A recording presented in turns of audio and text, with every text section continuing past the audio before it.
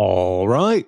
Hi, everybody. It's our CFB Talk 93. We've got ourselves a fun show. It's going to be myself, Bob Akhayeri, and my co-host, JD Moore.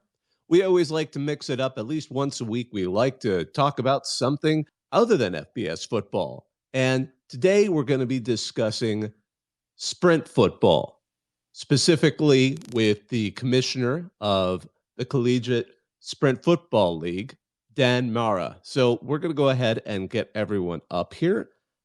As we go ahead and get this fired up, I just wanted to give you all a quick introduction here. So sprint football is a full contact, intercollegiate varsity sport that has the same rules as regular college football, except all the players have to be below a certain weight limit.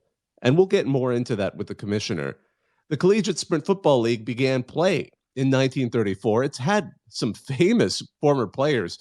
Former President Jimmy Carter, Robert Kraft, Donald Rumsfeld, they all played sprint football. The 2022 season actually marks the debut of an entirely new league within it, the Midwest Sprint Football League. Our guest, Dan Mara, is the commissioner of the Collegiate Sprint Football League, and he has he has such a wealth of collegiate experience as both a coach and administrator. When we were preparing this, I kept telling the folks, like, you will not believe what this guy's done in his career. It is absolutely, this is his 17th year as commissioner of the Central Atlantic Collegiate Conference, which is a Division II NCAA conference. He served as the president of the Eastern Collegiate Athletic Conference. He was basically the athletic director and led the athletic department at Post University for 11 years as a transition from NAIA to NCAA D2. Before he became administrator, he was an accomplished women's college basketball coach at the junior college level over at Mitchell College in New London, Connecticut. He coached 10 seasons there as head coach and compiled an incredible winning record of 289 wins to 16 losses. He won 10 of the National Junior College Athletic Association New England titles, reached 2 of their Final Fours, and was ranked number 1 in the poll for 5 separate seasons. He's been inducted into several halls of fame, including the NJCAA Basketball Coaches Hall of Fame, as well as New England Basketball Hall of Fame, Connecticut Women's Basketball Hall of Fame, which, if you know anything about women's basketball in Connecticut, that's actually extremely impressive, as well as the Mitchell College Athletic Hall of Fame. On top of all of that, he at one point even was a police officer in Old Lyme, Connecticut in the 1970s. But he's the first independent commissioner of the CSFL since its founding in 1934, and he wears both hats as commissioner of both the Division II Conference as well as the Sprint Football League. Dan, thanks for joining us. Yes, sir, I am here. Well, for those, unfamiliar with the sport, in your own words, tell us about sprint football. Well, it's real football with a weight limit. The players are a little bit smaller. It's probably a quicker game than what you'd see on a Saturday in the BCS, but it's legitimate football, and it's a great opportunity for student athletes who may not have been able to participate at another level to get that chance to keep playing on Saturdays, Friday nights or Saturdays, for another 4 years. So what is the weight limit for sprint football right now? 178. And the way it's structured is players have to weigh in twice a week. They have to make the weight limit both times when they weigh in. And we also do a random virtual weigh-in from 5 players from every team every week. So, which we record just so to be certain we have it. So it's a fail-safe. Just be certain that everything's on the up and up. Our teams are very good at being sure they maintain the limits, but just to have it there just as a fail-safe. I am curious about that specific number of 178, because my understanding is when sprint football started way back in the day, it used to be 150 pounds. That's obviously been adjusted since, but why the cap at 178? Yeah, it's evolved to that. It was 175 not that long ago. It's a number that the league administrators feel comfortable with. They don't want to have, obviously, a 140-pound player playing against a 220-pound player. And it just seems, I can't tell you that there's scientific evidence behind that. That's the limit that it should be. But the league administrators felt that was in keeping with the spirit of the sport, that it's for the smaller athlete, and 178 seemed to work for them. So how did it develop historically? What led to, I mean, and I know obviously in the 1930s, may not be as familiar with what they were thinking, but what led to its development? Yeah, I actually was not around for the initial season. Um, yeah, it's an opportunity. I think it was predominantly at larger universities when it started. You had a number of the Ivy Leagues. You had the University of Michigan had a team, um, and it was for the smaller student athletes to have a chance to compete. And at the academies, while it also provides that opportunity, it it's also a great leadership opportunity. As you know, they're developing the future leaders of our military, and it's just a great opportunity for them to develop um, the guys who'll be leading our troops in battle. So when you look at these different makeups of the programs that do sponsor sprint football, what's the general makeup? Are we looking more for, in a student body that'd be closer to like a Division II? Are you still looking at an academy size? What's that general makeup of a school that does sponsor sprint football? Well, the CSFL has very different institutions. You have the two service academies, Army and Navy. You've got the two Ivy League schools, Penn and Cornell, and then you have the Division II schools. So they're drastically different. One of the Division II schools, Mansfield, is a state school. The other four are private schools.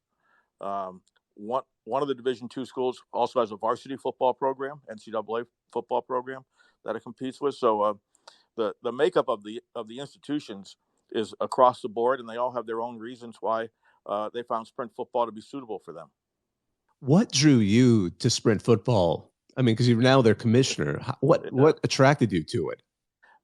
Well, three of our schools at the time, Caldwell, Post, and Chestnut Hill, were members of the conference. And a gentleman who was an administrator in our league was named commissioner, Dennis Gregory of Caldwell University. And not long into his term, Dennis suddenly passed away. And we had some discussions with Dennis as he was taking over that perhaps an independent group to run it might be better for the conference as opposed to having an administrator from a school with just to have that non-partial view of the conference. And so after Dennis's passing, the administrators and coaches got together and appointed an interim commissioner, Terry Cullen of Cornell, who's been in the league forever and is a legend. Did it for a while, and then we approached the league ourselves. Myself and Doug DeBias, who's the associate commissioner of this and the CACC. We approached the league, and we approached each school individually. We had calls with each administrator and coach discussing what we thought we could bring to the table. Then they had their own private meeting and unanimously voted us in as the new conference office.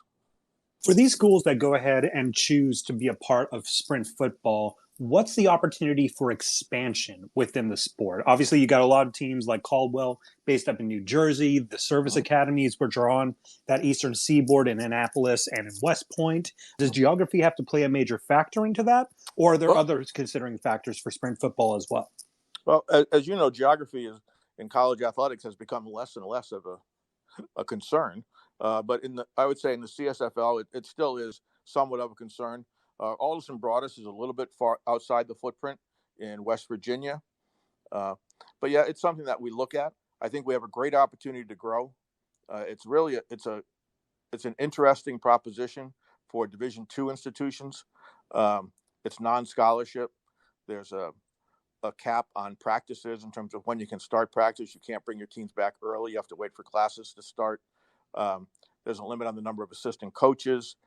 So for Division II schools that would like to have a football program but aren't interested in 35 scholarships and all kinds of coaches and bringing your team back early in the summer, it's a viable alternative. And so I think where our growth will probably will be with Division II schools within our footprint. What is the institutional commitment that is needed to field a sprint football team? Are you looking at a certain number of scholarships, a certain amount of equipment? What's all school sponsored and what's their responsibility on that? It's non-scholarship football. Schools are not allowed to give athletic scholarships. They can package a student for financial aid as they would any other student.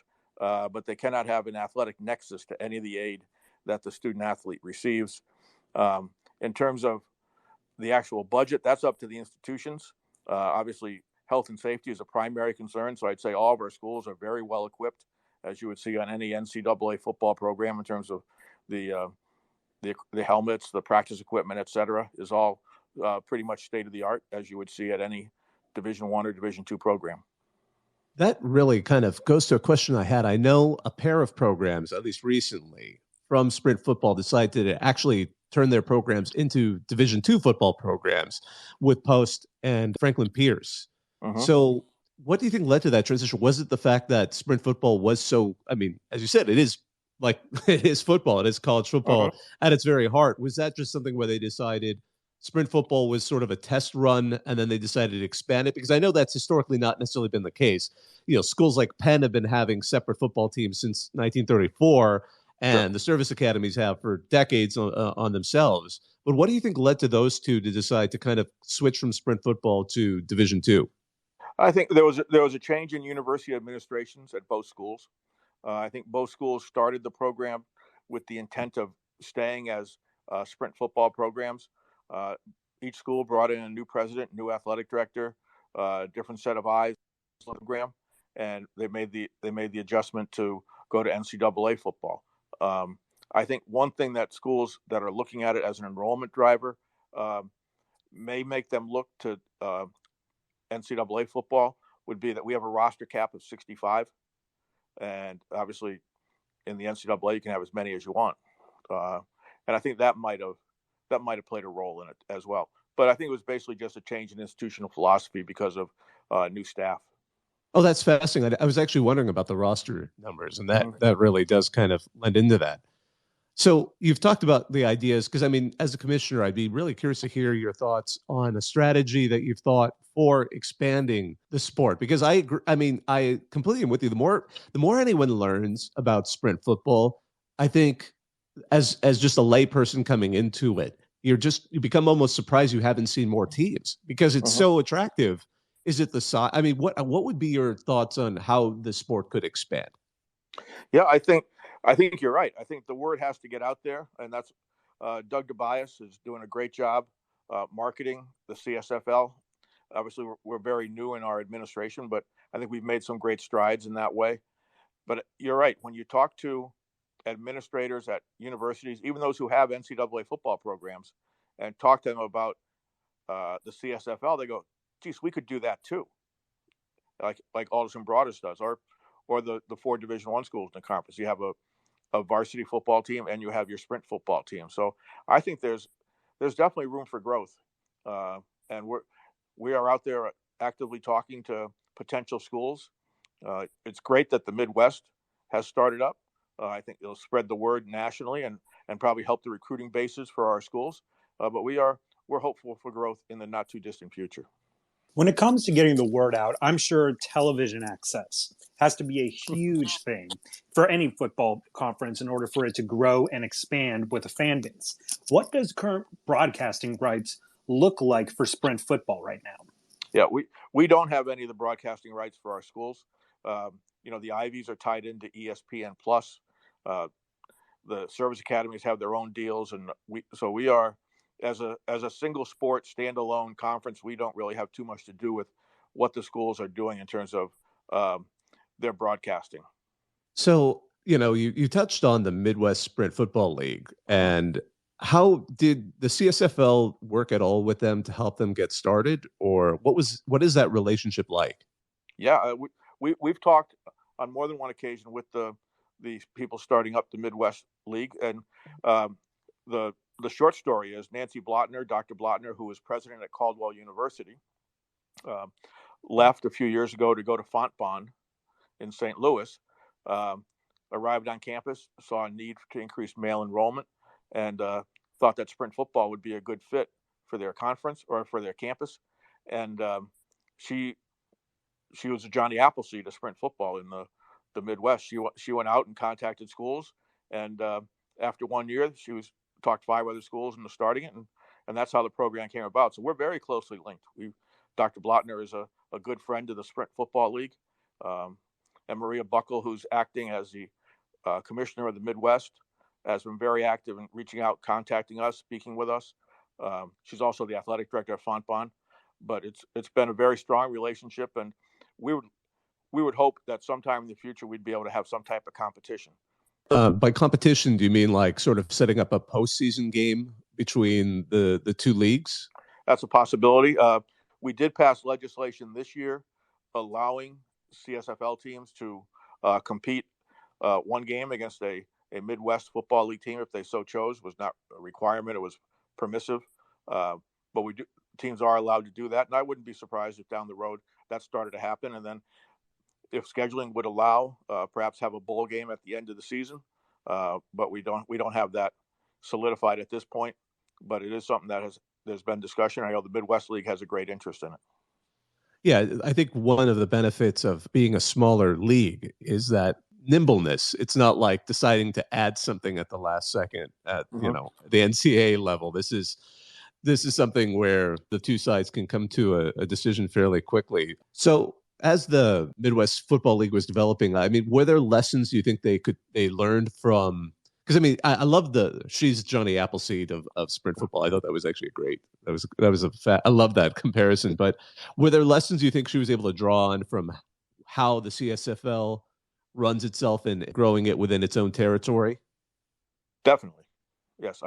Dr. Blotner was a student of the Sprint Football League when she was at Caldwell. She made the decision to bring the sport on campus.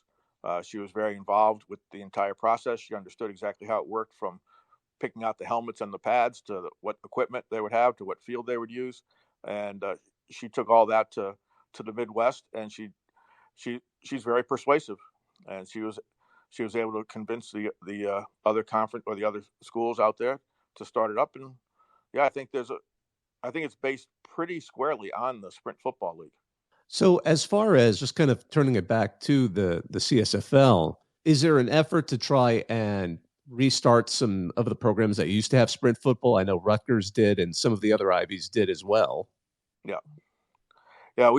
We've not had any conversation with any of the D1s, the former members, about starting up. That has not started. We'd be happy to have conversations with them, but there has not been an interest. At that level, there may be a Title IX concern about having another group, have another 65 male athletes participating.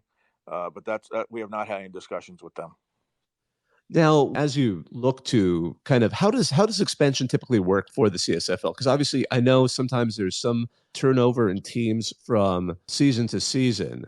How does that typically begin when a school wants to start a program? Do they approach your conference, or is there kind of sort of initial discussions between maybe yourselves and one or two people at the school? How does it start for these programs when they decide to add a sprint football team?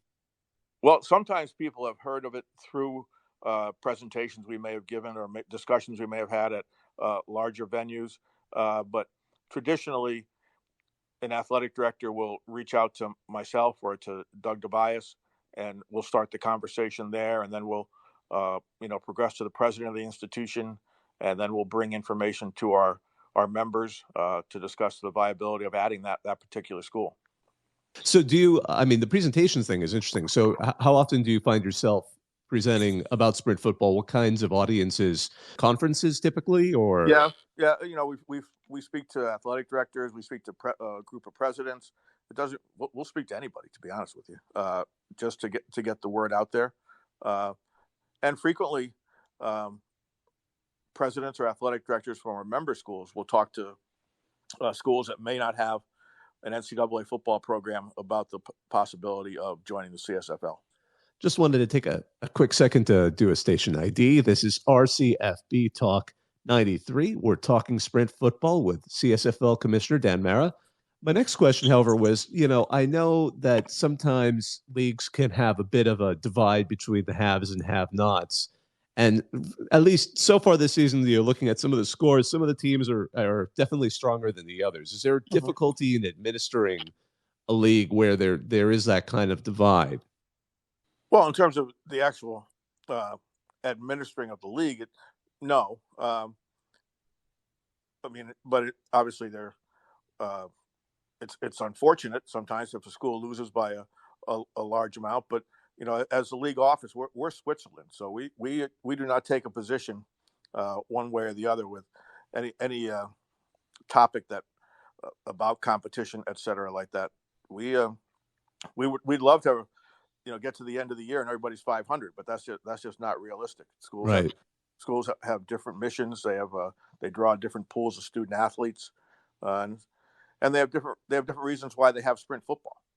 What does the league do to sort of help at least new teams that are coming online? What are the things they try to do to sort of help them, settle in and become hopefully a lasting member of a conference?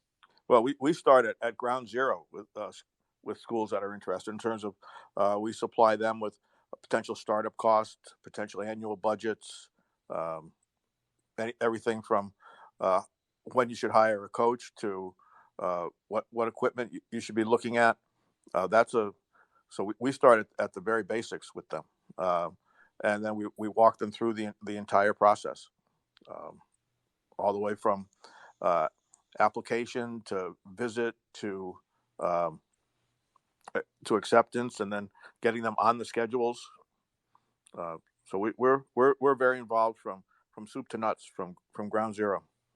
Kind of jumping down to the actual, just the play level. How does sprint football, in terms of strategy, in terms of what people see on the field, how does it differ from typical, NCAA football that most people are used to? How would you describe it? Do we see sort of, does the game have a different character to it?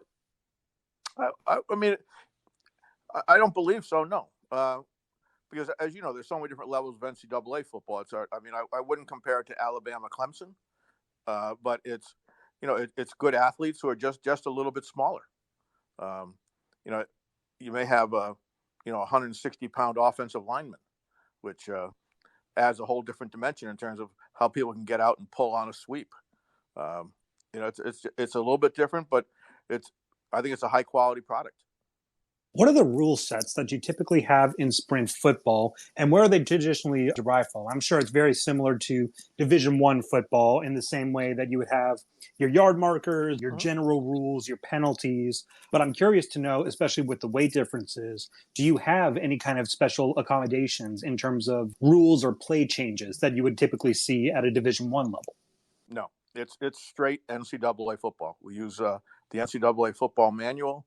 Our officials are signed by the same individuals who signed the Patriot League or any of the other Eastern Division I and II and III football leagues. We have the crew that did our championship game last year at Mansfield is doing Big Ten games. So it's regular football. I have to say, it had one of the most remarkable score lines I've ever seen last season. That Army-Caldwell game was incredible. I mean, for those who are unaware, that game went into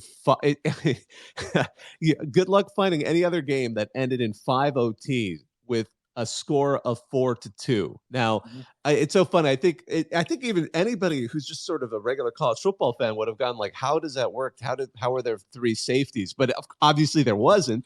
I mean, those of us who are, on the crazier side of college football passion know that once you pass with the new OT rules, you have to keep going for 2. And that's how you end up with a 4-2 5 OT game. That I remember when that scoreline came out. It was shared on the forum side of Reddit's RCFB. And it turned to heads, because I mean, you can't, that's incredible, which I think, of course, speaks to the defenses involved, if anything, because those are two very strong programs. I think it speaks to the weather too. It was played in a monsoon, so I think that played a great role as well as good defense. But the weather kept the score down. It was a significant wind and rain that day that made it a very difficult situation for the offenses. Dan, have there been games that you've found particularly memorable that you've observed since becoming commissioner? Well, last year's championship game was a great game. It was Army versus Navy with all the pageantry that brings, the tradition, a very close game. Army with the lead, and then fourth quarter, Navy stepped up and came back and won the championship. But I would put that as a highlight of our very short time being involved. But it's hard to beat Army Navy at any level. No kidding. And those two programs have seemed to consistently be some of the winningest programs in sprint football history. I mean, looking back even to the start of the sport itself, I mean, Navy's won 38 championships, Army's won 36. And even looking back at recent history, you got to look at like Penn 2016 as an example where Army and Navy weren't the ones win it all. What's caused their continual success as a sprint football dynasty? They obviously get great student athletes. I think conditioning is second to none. They're doing physical training round the clock. They're very well coached. They're very disciplined. Mark West has been at Army for quite a while as a former student athlete there and has done a great job. Navy has a little more turnover in coaches because it's generally a serving officer, but they're very strong. They're very strong teams, and you can't beat the tradition. Winning makes winning. Oh, absolutely. I mean, success always begets success. And that's why you see at any level of football, if you find somebody who can consistently find success, success will ultimately end up coming to them. And I mean, you mentioned earlier about the fact that, you're training up the next generation of the military with strong leadership, strong training, strong physical fitness. It makes clear sense of why they're definitely succeeding on the field. But you also mentioned the traditions. Now, everybody knows the pageantry of a big time Army Navy game if they're playing it in Philadelphia or out on the final week of the college football regular season. What kind of pageantry do we see for an Army Navy game at the sprint football level? Are we seeing a exchange of prisoners? Are we seeing goats being stolen? What's kind of the situation that we've got when we've got this type of rivalry game going? No, you're just seeing two teams with great tradition and a lot of pride going at it. And it's a very moving national anthem. It's just a really nice event when they get together. It's first class all the way.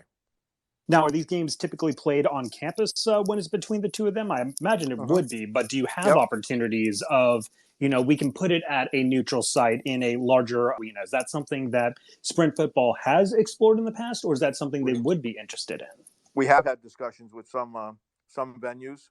Nothing that has worked out. Obviously, Army Navy is a draw, so there's been discussions. Some venues expressed specific interest in those teams. We have had discussions. Nothing has come of it as yet. COVID kind of derailed some plans, but it's something that we've looked at. Yes. When you look at business opportunities like that, what goes into that business development process for sprint football? Because obviously you've got a lot of moving parts for any type of football game, but especially in trying to get everything together for a neutral site or something else like that. How important is the reliance on partnerships of schools and communities when you try to put together these kind of pageantry events? Yeah, if we have not been able to put it together yet, but I can tell you that the community where the game is held is vital, whether it's a visitors bureau, a business bureau, or just one key sponsor. That's a huge part of it, and that's what we've been looking for, and those are the individuals we've been speaking with as we've tried to put something together. I just wanted to do a quick check-in. This is CFB Talk 93. We're talking sprint football with CSFL Commissioner Dan Mara. Dan, I just wanted to take a second. I know your time is valuable. We've been going for about 30 minutes. Do you have time for a little bit more? Sure. Yep. One of the questions I do have heading into this is we're going into another week of college football in every conference, as well as the Sprint Football League. What are some of the games that you find interesting heading into this weekend? That's a good question. I mean, Stack has a home game coming up tomorrow evening that I think would be of interest. Obviously, anytime Army and Navy play, that's not that they're playing each other, but anytime they play, that's very important in our league. But Army is at St. Thomas Aquinas tomorrow night. Penn and Cornell in an Ivy League matchup, which is obviously a big rivalry for them, is also tomorrow. So I would say those tomorrow night should be a big night in the CSFL, and we've got Chestnut Hill Caldwell and Mansfield Alderson Broadus on Saturday. So we've got some good football in store. For those out there who want to learn more, at least watch more, I should say, Sprint football, what are the best ways for them to check it out? They can go to our website, and there's links to the games. They can get it there, or they can go to the individual school websites and look there. But there are links. They can also, the Ivies, for the most part, their games are on ESPN Plus. They can look there. There's numerous ways to get to the webcast. And one of the questions where can we find, more information on this? What are the best sites to go to? What Twitter accounts should we look out to? I think sprintfootball.com is our primary website. I would think that people should go there. It's a brand new website, recently redesigned in terms of working with Circle W Sports. And it's a very nice, clean website. And Doug Tobias is our webmaster and has done a great job with it. So that would be I would recommend going there, and then the at Sprint FB on Twitter. And I know you guys have some good media coverage, at least from CSFL Hub. I've read a few articles on there, I admit, before I came into this. They have a couple of writers there that seem to be really dedicated to all of this. In fact, I think they're in the audience. I see at CSFL Hub. Hey, shout out to you guys. You're doing the good work there in keeping attention on this particular sport. Well, Dan, we really appreciate you taking the time to come and speak with us today. This was a really interesting conversation. I hope that we're helping spread the news about this sport, because it's utterly fascinating. I mean, as you said, it's just NCAA football with guys that are a little bit smaller, but not in a way that makes it in any way less interesting. It's just it's fascinating to watch a kind of speed and agility approach to college football. I almost thought of it as like rugby sevens versus, full on rugby, in the sense that you've got people there's a lot more opportunities for talent in being implemented in a different way. I agree. It's fast paced. It's a lot of fun to watch. And at the end of the day, it's just a great opportunity for our student athletes to continue their playing careers. And it adds a whole dimension to a lot of our campuses to have that football program. It's the Great American Tailgate. You can bring that to some of the smaller schools that may not be able to have it at another size. Absolutely. Well, Dan, thank you so much. Actually, one more question, Dan. This isn't CSFL related. This is actually something, because I found your background utterly fascinating. I loved the time you spent at Post. So you were at Post when it was Takeo Post, wasn't it? Correct. For a while there? Oh, How was that transition like? Because, I mean, it was a fascinating situation that I don't think most people, the kids nowadays may not be familiar with. But and you were there to transition the program from the NAIA to Division II as well. Correct. Yep. That's a lot of hats to wear in terms of moving a department. How were those transitions like? Oh, they were great. It was a lot of fun. We made the decision. Post had not been 4 years for that long. Post was a junior college until the late 80s. And then in 98, we made the decision to go from the NAIA to Division II, NCAA Division II. And fortunately, the other members of the CACC thought it was a good idea as well. So we transitioned together, and that was great. Obviously, the name change was a little hectic in terms of uniforms and getting everything squared away. That changing your website, changing your email, but it was all great. And I think it worked out a lot better. I think Post University is a lot easier to market than Takeo Post University, where you have to explain to everybody what's going on. I think it was a great move on the part of the university, and it's worked well. And subsequently, they've changed colors as well. We were hunter and black and white, and they're now purple and orange. Have you enjoyed being an administrator more than being a coach? Because you've done both for quite some time each. But how do you feel about that? Have you enjoyed being an administrator more than the coaching days? No, I loved coaching. Coaching's the best fun I've ever had. I think it's you can really have a significant impact on the student athletes that you work with day to day. As my career has progressed, I've gone from coaching where you have that smaller group, whether it's 15 to 20, who you have a significant impact on. Then you become an AD, and there's a larger group that you have a decent impact on. Then you become a commissioner, and there's an enormous group and you really have very little impact on them. And just, you're sort of setting the tone for the conference, but in terms of really impacting their lives, that's coming more from at the school level. So that's been a change. But I really enjoyed coaching. But at a point, you have to determine, do you want to have your livelihood determined by 18-year-olds? And I made the decision it might be a good time to become an administrator. Yeah, indeed. You can sometimes see that with some coaches that they're about to retire. You just sort of look in their eyes during a presser as their players are talking, and you can just sense. I still remember I wasn't shocked, for example, when Pete Carroll decided to go back to the NFL, because there was this one press conference where one of his QBs was saying like he was going to leave early, and you could just look in the conference on the side, and you could see his eyes just like, why am I still dealing with this? The next thing you know, he's in the Seahawks. Yeah. So yeah, I hear you there. Well, thanks for indulging that. I really appreciate it. Sure. We appreciate having you as our guest. Thank you so much. I appreciate it. Thank you for inviting us. I really appreciate it. Absolutely. Well, for those of you out there, that's all we have for today. Thank you all for listening. This was our CFB Talk 93. We were talking sprint football with the commissioner of the Collegiate Sprint Football League, Dan Mara. My name is Bobak Hayeri. I was joined by my co-host, JD Moore. We hope you all have a great night. It's going to be some college football this weekend, both sprint football and every other division out there. So find what you like. Watch it, support it, and if you can, go to a game. That's even better. Now, I'm going to hang up and listen.